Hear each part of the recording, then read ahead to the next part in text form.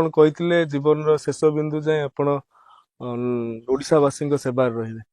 ଯଦି ଓଡ଼ିଶାବାସୀଙ୍କ ସେବାରେ ରହିବେ ତେବେ ନ ଜିତିଲେ କାହିଁ ରାଜନୀତି ଛାଡ଼ିବେ?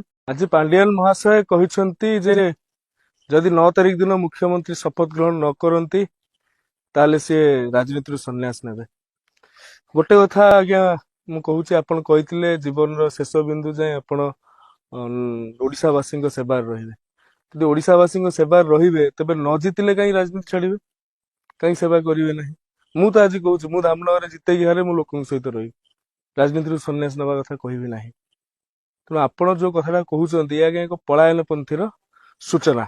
ଆପଣ ବି ଜାଣି ସାରିଲେଣି ଆଗାମୀ ଦିନରେ ଭାରତୀୟ ଜନତା ପାର୍ଟି ଓଡ଼ିଶାରେ ସରକାର କରୁଛି, ଆପଣ ଏଠି ରହିପାରୁନାହାନ୍ତି। ଏବଂ ଆପଣଙ୍କର ଆଜ୍ଞା ଦିଟା ଘର, ଆମର ଗୋଟେ ଘର, ଆମ ଘର ଓଡ଼ିଶା, ଆମେ ଅଲଗା ରାଜ୍ୟକୁ ଯାଇପାରିବୁନି। ଆପଣଙ୍କର ଦିଟା ଘର, ଆପଣ କହିବେ ମୁଁ ଏଠି ରାଜନୀତି ସନ୍ନ୍ୟାସ ନେବି, ଆପଣଙ୍କ ନିଜ ଘରକୁ ପଳେଇବେ। କିନ୍ତୁ ଆପଣ କଣ ପାଇଁ ଧର୍ମେନ୍ଦ୍ର ଭାଇଙ୍କୁ କହୁଛନ୍ତି? ଧର୍ମେନ୍ଦ୍ର ଭାଇ ବି କୁହନ୍ତୁ ସେ ରାଜନୀତି ସନ୍ନ୍ୟାସ ନେବେ। କାହିଁକି? ସେ ଜଣେ ଜନସେବକ, ମୂଳରୁ ସିଏ ରାଜନୀତି ଆରମ୍ଭ କରୁଛନ୍ତି ଲୋକଙ୍କର ସେବା ପାଇଁ, ଲୋକଙ୍କର କଲ୍ୟାଣ ପାଇଁ। ଜିତିବା ହାରିବାଟା କଣ ରାଜନୀତିର ଆଜ୍ଞା ଏକମାତ୍ର ସାର କଥା, ଏକମାତ୍ର ସିଦ୍ଧାନ୍ତ? ସେ କଥା ନୁହେଁ। ଆପଣ ରାଜନୀତିକୁ ଟିକେ ଭଲରେ ବୁଝନ୍ତୁ। ରାଜନୀତିରେ ନିର୍ବାଚନ ଗୋଟେ ପ୍ରକ୍ରିୟା।